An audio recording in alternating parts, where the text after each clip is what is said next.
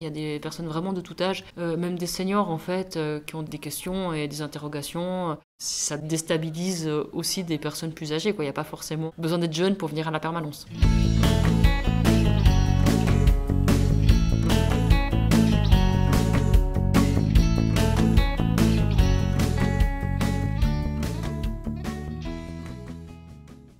Bonjour à toutes et tous. Deuxième épisode, deuxième thématique. Bien différente de la première, mais tout aussi intéressante. Aujourd'hui, on va parler d'un lieu dédié aux personnes LGBTQIA+, situé à Lausanne, avec la co-secrétaire générale de Vauqueer, Emmanuelle Hannet.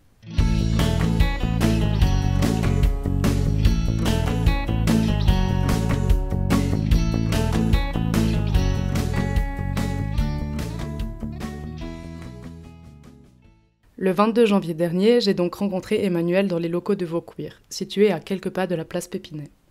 Comme j'étais en avance pour notre rendez-vous, j'ai eu le temps d'observer un peu les lieux.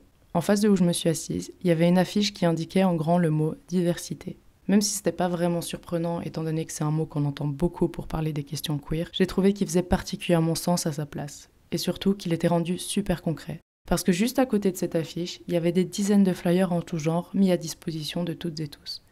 Vraiment, je pense pas avoir déjà vu une salle d'attente avec autant de documents exposés. Certains proposaient des informations sur la santé, d'autres des contacts pour des cas de violence, d'autres encore des événements, des groupes de partage pour les plus jeunes, mais aussi pour les plus âgés.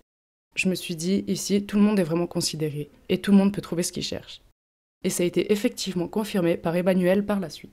Mais avant de l'écouter, je vous propose de commencer comme la fois précédente avec Anne-Sophie Fournier-Gaillard, avec l'extrait du roman lié au thème d'aujourd'hui. Il y a Axel, une jeune personne aux traits vieillis. Elle n'a que 20 ans, pourrait en avoir 40. Un soir de janvier, en rafraîchissant son sac de couchage à la laverie publique, elle m'avait livré avoir été exclue du domicile familial. La raison ? Sa transition. Depuis lors, elle n'avait plus été en mesure d'accéder aux traitements nécessaires. Quelques jours plus tard, aux alentours de cette même buanderie commune, je l'avais à nouveau croisée. Elle m'avait abordée telle une inconnue. Je lui avais rappelé sa lessive. Ses souvenirs flous, l'air inquiété, elle s'en était allée sans rien ajouter. Il y a Amel, et il y a Simon. Comme vous l'entendrez, la situation d'Axel n'est pas inconnue à Vauqueer. Mais avant ça, intéressons-nous à l'association que vous avez déjà peut-être connue sous le nom de Voguet. Emmanuelle va nous expliquer tout de suite pourquoi ce changement, et donc revenir brièvement sur les origines de l'asso, lorsqu'elle était encore uniquement orientée vers les questions liées à l'homosexualité et à la bisexualité, pour les hommes comme pour les femmes. Exactement, oui, c'est Vauqueer. On a changé le nom de notre association en novembre l'année passée. C'était à la base l'association homosexuelle et bisexuelle, d'où le Vauguet, et d'où la demande de changer pour toute la communauté queer du canton, avec un petit processus participatif quand même de plus d'une année pour garantir que queer était le nom le plus fédérateur. Maintenant que vous avez peut-être resitué Vauqueer, je vous propose qu'on fasse connaissance avec la personne qui va nous parler pendant une dizaine de minutes. Emmanuelle, est-ce que tu pourrais te présenter et nous dire quel rôle est-ce que tu tiens chez Vauqueer ? Alors moi, dans l'association, je suis co-secrétaire générale et j'ai une autre casquette, je suis adjointe pédagogique, donc de travailler sur tout ce qui est contenu et formation pédagogique. Mes pronoms, c'est un petit peu égal, mais je mets dans ma signature IEL parce que moi je me considère comme une personne non binaire, mais comme pour moi ça n'a pas trop d'importance, le il, le elle, ça n'a pas d'influence sur moi. Merci beaucoup. Donc tu l'as mentionné, Vauqueer c'est une association, mais étant donné que les associations ont des profils assez différents les unes des autres, est-ce que tu pourrais nous dire comment la vôtre fonctionne et se structure ? Il y a les membres qui forment l'association, on a bien entendu un comité et on a la chance d'avoir un mandat du canton pour travailler dans le domaine de la santé et prévention auprès des jeunes de 12 à 25 ans. Et ça demande une certaine structure d'organisation, c'est pas le comité qui porte tout, même si le comité a bien sûr la vision stratégique. Il y a toute une partie du travail qui est fait par une équipe de salariés. On est 11 personnes salariées ici, mais les pourcentages vont de 20 à 70%. Et pour organiser cette équipe de salariés, en fait, on a un secrétariat général qui est un peu une sorte de président, si on veut bien. À côté de ça, il y a tous les groupes bénévoles. Il y a plein de gens qui s'engagent bénévolement et puis qui ont des groupes genre le cinéma, le brunch du dimanche. Alors je n'étais pas du tout au courant que Vauqueer était mandaté par le canton et j'imagine que je ne suis pas la seule. Est-ce que tu pourrais t'arrêter un petit moment là-dessus et nous expliquer en quoi ça consiste ? On est mandaté par la DGS pour répondre au niveau de la santé des jeunes LGBTIQ+, et de lutter également contre l'homophobie, biphobie, transphobie, enfin les LGBTIQ+, phobie. Et du coup, ça se traduit comment ? Ça se traduit en 4 missions. Une des premières missions, c'est de faire de la sensibilisation. Qu'est-ce que ça veut dire ? C'est créer des ateliers pour les jeunes qui ont à peu près entre 12 et 20 pour parler des discriminations envers les personnes queer.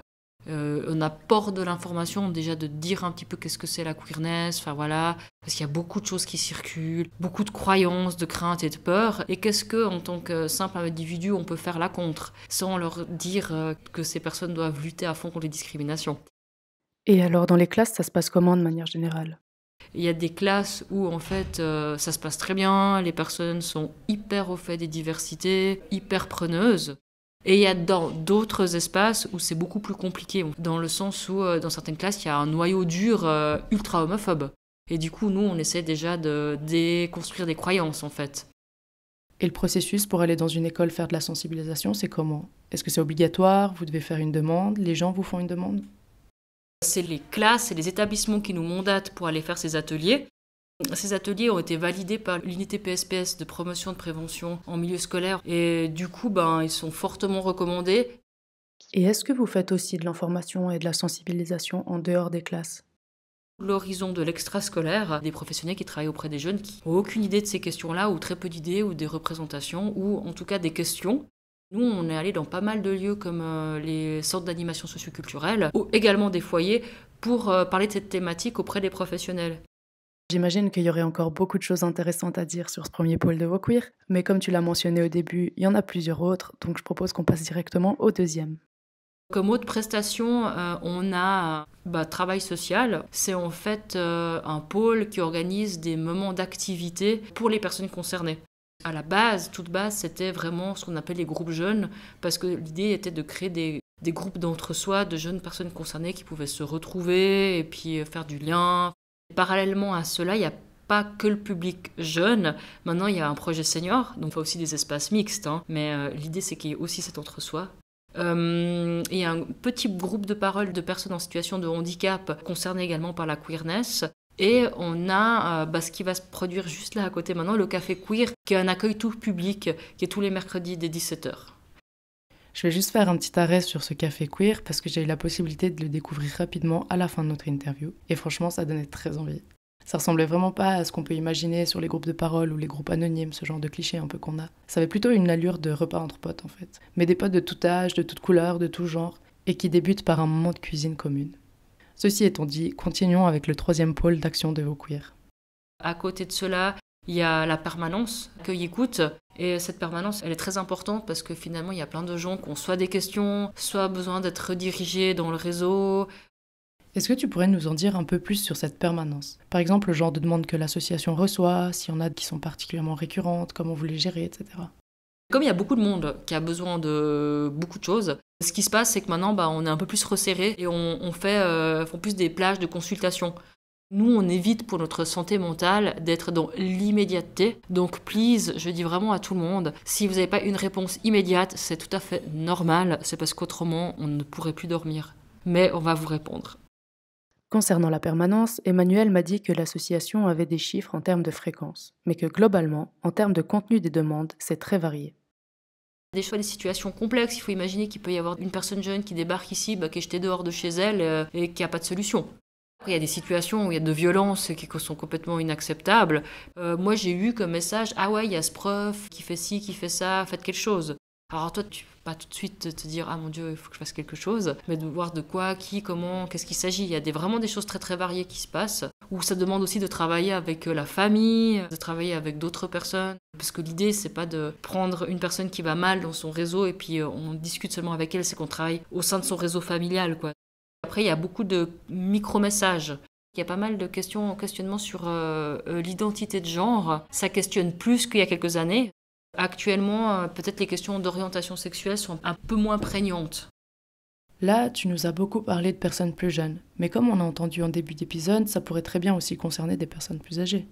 Il y a des personnes vraiment de tout âge, même des seniors en fait, qui ont des questions et des interrogations. Il y a des personnes qui tout d'un coup tombent amoureuses d'une personne où c'est pas attendu parce que c'est quelqu'un qui a vécu toute sa vie en hétérosexualité, se découvre une passion homosexuelle. Ça déstabilise aussi des personnes plus âgées, quoi. Il n'y a pas forcément besoin d'être jeune pour venir à la permanence.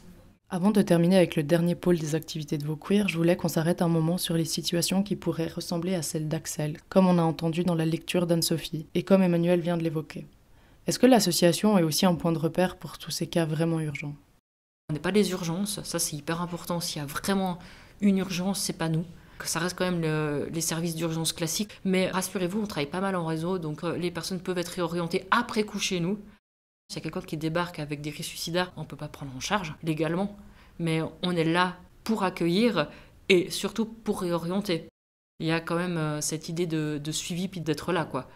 En résumé, si une personne est vraiment dans un état urgent, elle pourra quand même venir. Mais si sa situation est estimée trop grave, l'association sera obligée de la réorienter aux services compétents. Et pour terminer un peu le tour des activités de VauQueer, c'est quoi le dernier pôle ? On a un petit pôle santé où l'idée c'est de travailler sur les questions queer dans le réseau santé général. Ça peut être soit des projets, soit des moments de prévention, soit on intègre, je sais pas, une étude scientifique et on dit ouais, il faudrait peut-être poser ces questions-là, ou tout d'un coup les SAV nous demandent de faire une formation. Et du coup, la santé organise aussi le groupe Et si on échangeait sur des questions et des thématiques liées à la santé, qui est très bas seuil. On fait attention à ne pas mettre des experts qui vont avoir un langage scientifique où tout le monde va être dépassé. L'idée, c'est plutôt d'échanger entre personnes concernées sur une thématique. Pour conclure de manière très concrète avec ce tour d'horizon, comment est-ce que nous toutes et tous pouvons faire pour prendre contact avec l'association ? Une des choses qui est intéressante, c'est peut-être de se référer aux réseaux sociaux. Instagram, il y a pas mal d'informations qui circulent. Des fois des informations de prévention, mais aussi des informations un peu calendrier, de voir quand il y a des événements. Après, rien ne n'empêche d'écrire sur Insta ou d'écrire à l'association pour avoir plus d'informations. Ou alors de passer la porte. Le mercredi, il y a toujours du monde en général. Il y a en général toujours ce café queer qui est principalement pour les personnes de plus de 18 ans. Mais bon, s'il y a quelqu'un qui vient, qui a 15 ans, c'est ok parce qu'il y a pas mal de monde et on peut pas mal accueillir, discuter et même faire un aparté, il n'y a pas de souci. Et autrement, tous les vendredis, il y a les groupes jeunes, le soir dès 17h, 17h30. Et là, on peut juste passer la porte pour voir. Le public des groupes jeunes, c'est vraiment 12-25 ans. Et une fois par mois, on a un groupe 20-30. Et les personnes les plus introverties, par exemple ?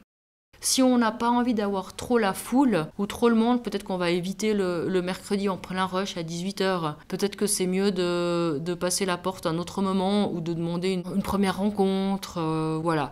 Ah, et puis alors, si on n'est pas trop à l'aise, on peut aussi trouver le numéro de la permanence, envoyer un WhatsApp. Et puis peut-être faire une première discussion juste informative, voilà.